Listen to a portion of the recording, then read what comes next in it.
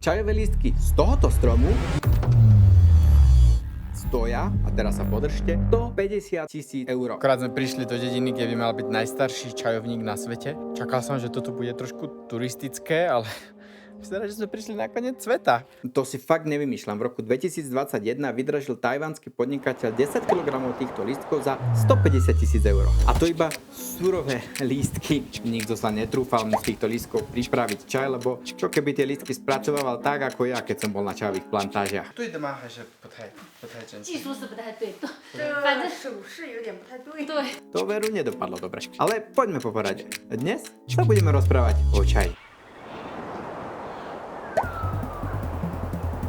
Vítajte na nádhernej hore Menting v provincii Sichuan uprostred čajových plantáží. Konečne sme dorazili do hory Mentingshan, hlavného miesta čaju v provincii Sichuan. Odtiaľ tu sa vyrába väčšina čaju z tejto provincie a čaj z tejto provincie je naozaj slávny. Je tu nádherný výhľad na mesto Ya'an, pri ktorom sa nachádzame, a všade po celej hore sú tu čajovničky, alebo teda čajové výrobne a pestovateľe čaju, a v jednej takej budeme aj bývať. Časť scenára tohto videa je aj z mojej knižky Moja čínska dekáda. Ale v tejto knižke je toho o čaji a o mojom živote v Číne podstatne viacej a nájdete ju v každom dobrom knihkupectve a v českých knihkupectvách v češtine už od 23.3. Ale na začiatok, čo je to vlastne čaj? Čaj je súčasť čínskej kultúry, na ktorú sú Číňania aj náležite hrdí. Zároveň je výroba a pitie čaju komplexná veda, podobne ako u nás výroba dobrých vín, a v Číne sa čaj vyučuje dokonca aj na vysokej škole. A za tisíce rokov, čo Číňania pijú čaj, jeho výrobu naozaj zdokonalili. Dnes existuje niekoľko druhov spracovania lístkov čajovníka, lebo čaj to sú lístky, ktoré pochádzajú proste z jednej rastliny čajovníka, ktorý má rôzne odrody. Čaje môžu mať rôznu kvalitu, rôznu cenu, a kvalitu čaju napríklad definuje miesto, kde sa čaj pestuje, čas zberu, kvalita lístku, ale aj vek a druh danej rastliny, z ktorej pochádzajú tie lístky. Niektoré čajovníky majú stovky, ba až tisíce rokov. Ten čajový strom, ktorý som vám ukázal na začiatku, sa volá prapredok čajových stromov a je nedaleko mesta Fengqing v provincii Yunnan, kde práve bývam. Obvoh kmeňa tohto stromu má 6 metrov, priemer takmer 2 metre a je vysoký 11 metrov a má viac ako 3200 rokov, čo je úplne neuveriteľné. Stále tento čaj plodí lístky a stále sa tie lístky aj zberajú, akorát je tam limit, že ročne sa môže nazbierať len 10 kg lístkov. A to je naozaj málo.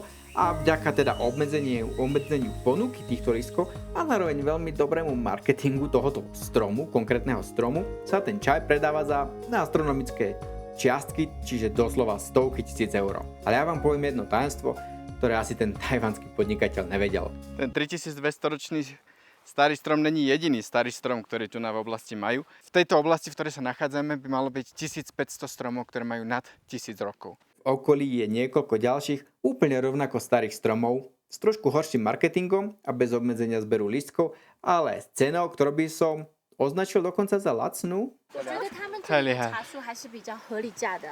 多少钱10000块也可以。 1万块钱一公斤。对，但是这个是没有被炒作过的价格，那万一卖到城市里可能变5万。那当然就是批发价。卖到城市里边就可能就不低于5万了。 Prechádzka pod čajovými korunami. Obrovskými čajovými korunami. Pán domáci ma bere trošku tu na tajnými cestičkami zjavne. Po tejto prechádzke už budem zdrelý, na to som sa vrátiť a prísť zberať čajové lístky, lebo samozrejme čajové lístky z týchto stromov sa zberajú tak, že na ne treba vyliesť. No. Dostávam od pána domáceho tréning. Zjavne chce, aby som sa sem v apríli vrátil. Slepá ulička. A však to je dobrá brigáda. Podľa mňa zberať čajové lístky je lepšie ako zberať napríklad jablka alebo kukuricu. Au. Jo, co češešího.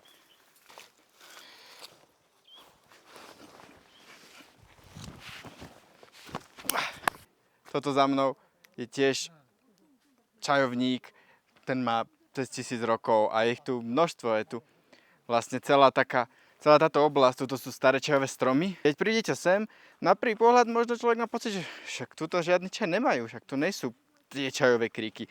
Pretože tu sú všade čajové stromy a to je, ako keby ste sa pohybovali v lese. Proste jeden strom za druhým. Je to úplne iný typ tohto čaju. Keď už som inak pri tých tajomstvách, v skutočnosti piť čaj zo stromu, ktorý má 3000 rokov a zo stromu, ktorý má 300 rokov, není až tak veľký rozdiel. Taktiež tie čajové lístky z týchto extrémne starých stromov sa miešajú s čajovými lístkami zo stromov, ktoré sú není vôbec tak staré. A tým pádom aj cena tohto čaju je podľa toho, v akom sú pomere staré a mladé lístky. Alebo teda mladé, stáročné stromy. Zase som sa posunul o pár 100 km ďalej, tentokrát som pri meste Pavšan. Tam v tom včerajšom meste, že vraj 1500 čajových stromov. Tu sú ich vraj na 10 000. Neviem, počítať ich nebudem, ale za mnou je druhý čajový král. Najväčší strom, ktorý sa tu nachádza.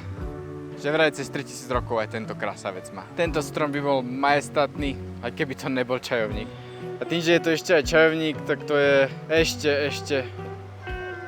ešte viac ohromujúce, že takýto. Dal by som si z neho čaj, ale asi možno až keď budem mať 10 miliónov odberateľov na YouTube, tak si budem môcť dovoliť dať si čálku čaju budem si môcť dovoliť dať čálku čaju z lístkov z tohto stromu. Bola ťažká veta. Jeden čajovník za druhým tu pri ceste. To je sranda. Ďalší krásny čajovník. Jeden za druhým.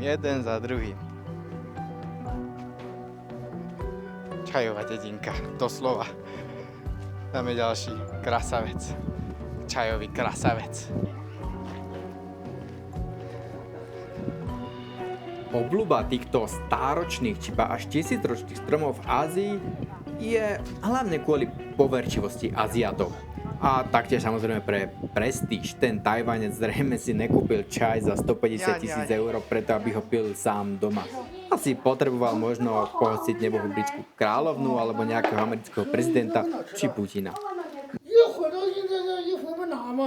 No keď už padla reč na tých politikov, na tom čaji si celkom pochutnávali aj miestne prasce.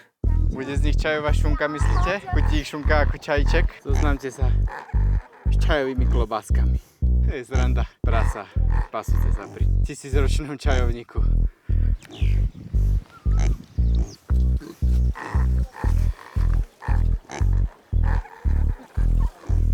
Ako som hovoril, spracovanie lístkov čajovníka Číňania zdokonalovali už 1000 ročia. No tak som ich poprosil, že nech ma to naučia. Súhlasili, keď veľa nádeje do mňa nevkladali. Teraz som už pravý čajový rolník zberať čaju. No a vezmem vás so sebou a popri tom vám rozpoviem legendu o čaji. Čože moc im nestíham, oni sú strašne rýchli tu na mi vysvetľujú, čo zbierať. Zbierame najmladšie lístky. Neviem,我看很多，我在脑袋。这个桃子和别人是一样，也是看咱它们的价钱就不一样了，是吗？现在不能贵了，这个便宜的，这个贵了，大的便宜的。这么大可以吗？还是这个太大了？ Hlavným hrdinom legendy o čaji je Shen Nung, posvetný farmár, boh farmárstva. A práve jemu vďačíme aj za čínsku medicínu, o čom bolo minulé video. Celý život zasvetil výskumu liečivých rastlín. Čaj mu do cesty prinieslo šťastie v nešťastí, keď sa pri svojom výskume otrávil. Ako ležal nevládny na zemi, mal pri sebe pohár teplej vody a zrazu do nej spadol malý lístok. Shen Nung zobral vodu s lístkom a napil sa. A ako zázrakom sa mu uľavilo. Bol to čaj, čo mu zachránilo život. Legenda sa odohráva niekde na rozmedzi dnešného Yunnanu a Sichuanu, kde zrovna teraz bývam. A čajovník je tu bol bežnou divokou rastlinou, čo už vieme aj podľa tých stáročných stromov, lebo tie nikto samozrejme nezasadil, tie tam naozaj rastú 3000 rokov. Keď ľudia prišli na liečivé účinky čajovníka a čajových lístkov, stal sa vyhľadávaným liekom. No na začiatku to rozhodne nebol lahodný nápoj, aký poznáme dnes. Na to si Číňania museli počkať ďalších 1000 rokov a svet ešte dlhšie. Tu na pánu, ktorého teraz beráme čaj, tak on je sám internetový influencer, alebo sa snaží cez sociálne siete robiť čo najviac reklamy pre svoj čaj. Práve učí svoju babku, ako nahrávať video na TikTok. Vôbec im nestíham, ja tu tie lístky musím hľadať a vždycky kúkam, že kde už je nejaký, ktorý môžem otrhnúť, ale on už ide Úplne jak automatika. Trhá. 最死了，老娘过来了。好，重新拍。我看到你草草一样，是给你多。 Tieto veľké lístky, tak tie sa spracovávajú strojovo, to znamená, to je taký bežne lacný čaj a takéto tie najmenšie lístky, tak tie sa všetky spracovávajú ručne a to je najdrahší čaj, ktorý tu nám majú. 如果我赚了1斤，我可以赚多少钱？跟我们40块钱一斤，这个就10块钱一斤，大的才9块钱一斤，一天可以赚到多少钱？我肯定赚不了很多钱。 300吧。 Kým nepražil slnko, tak je to celkom fajn robota, taká relaxačná, človek si na tom pritom naozaj oddychne, ale keď tu praží slnko, tak to môže byť dosť peklo. Tento za mnou, to je úplný král, ten je obrovský, ten je krásavec, taký krásny koreň má veľký, úplne neuveriteľný. Je fascinujúce. Na jednom mieste máme obrovské orechové stromy, hneď za mnou sú zase banánovníky a dole sú zase čajovníky. Je vidieť, že sme poriadne v tropoch. Tento chodníček, po ktorom idem, tak tomu hovoria, že záhrada starých stromov, pretože sú tu aj takéto malinké čajovníky, kričky, ale všade sú tu tie krásne veľké stromy. Ale na druhej strane je zase nádherná výhliadka na celú túto horu, v ktorej sa nachádzame. A úplne v pozadí je vidieť aj rieka Mekong. A ten výhľad je nádherný. Pripravený? 3, 2, 1.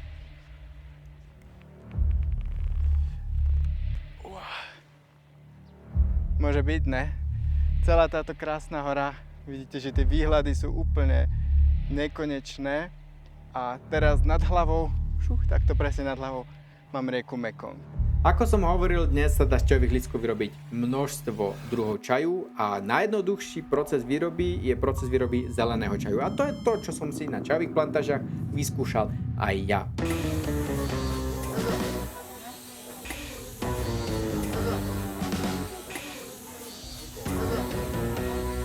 我也试一试吧。是吧？烫不烫？有一点，有一点烫。快点！是的，是要焦着。好了是吗？可以下来吗？这样，这样。这就是揉面，这不行的，不行的。不行吗？这样，它这样一把，还有一种揉法，这样团。啊，对，这个很好，比你刚才推的效果好。请说。不，都有点，我来吧，我可以说吧。那我继续了。这个揉了有点好。现在这茶叶，闻着特别香，你闻。好香啊！这，好，很好。 Čajové lístky sú horké. Keď už sú čaj, tak už nie, ale keď sú stále lístkami, tak sú stále horké. To niekedy môže byť aj dobrá vec. Špeciálne keď z čajových lístkov človek chce pripraviť šalát. Je to dobrota. Tie čajové lístky sú také horkasté, lebo čaj, kým není ako keby spravený na čaj, kým je takú červášná, tak je dosť horký.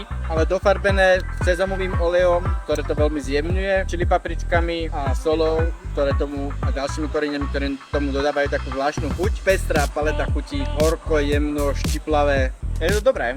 Dnes sme si pochutili ako na čajíku, tak aj na čajovom šaláte. A tak sa s vami rozlúčim. Ak vás zaujíma viac o čaji, prečítajte si moju knižku, alebo odoberajte môj newsletter, kde občas o čaji niečo aj napíšem. To je všetko, vidíme sa na budúce. Čaute.